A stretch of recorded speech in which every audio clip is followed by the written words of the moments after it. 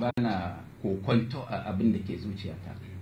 Duk mutumin da yake kusa da Buhari ba wanda ya isa ya zo guna ya ce wane ka zo mai abu kaza, domin shi bai isa ba. Lokacin da muke Buhari yake wari ba kowa tare da shi, shi mutumin ina yake? Ai ni mutum ɗaya ne zai iya min magana, Buhari da kansa, tun da shi ya ce ba shi ba ni. Amma ka ji wannan magana a bakinsa ne ko an gama? A jarida sai in kawo maka ita. A wani shekara?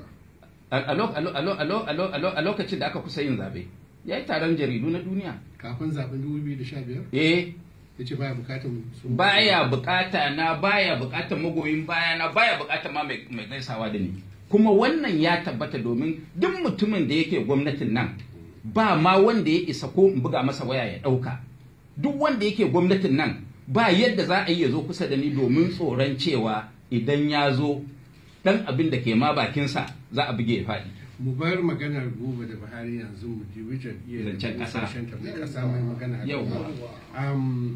Jam'iyyar nan tana fuskantar cece kuje da ƙorafe-ƙorafe a jihohi da yawa a Kano, a Kaduna, a Yobe, a Ondo, a kusan ko'ina, a Adamawa ko'ina. Gashi shekara ɗaya ta rage a yi sabon lale. A halin da take ciki yanzu, me hasashen da kake game da sakamakon abin da za a shiga babban matsala. Kuma kaga abin da ya auku a gwamnatin Jonathan, ni ba na magana da kokonto, kuma duk maganar da na yi Allah ya taimake ni, ina da hangen nesa, kuma akasarin abin da nake magana Ubangiji yakan tabbatar da shi, ba ni ba. Kaga yadda aka gudu daga gun Jonathan, zaɓe ya kusa, to idan jam'iyyar nan bata mai da hankali ba, sai an gwamnati kiɗa da karatu ta APC. Dalili shine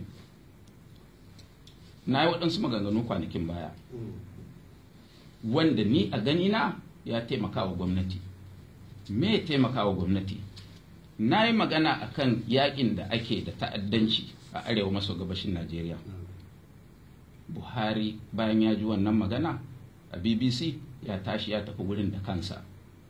Na yi magana akan zancen sakataren gwamnati da kuma nada da kuma oke na NIA.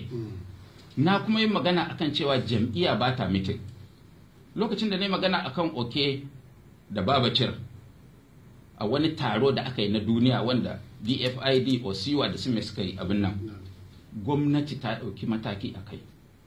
Na yi magana akan jam'iyya, inda ni hukumar zaɓe ne zan rusa jam'iyyar APC domin ba ta bin ƙa'idojin da ma ta ɗora wa kanta, kamar rashin yin taro. Don ina memba na Board of Trustees, ina so in kai ka, ina memba na Board of Trustees, ina memba na National Caucus na wannan jam'iyya.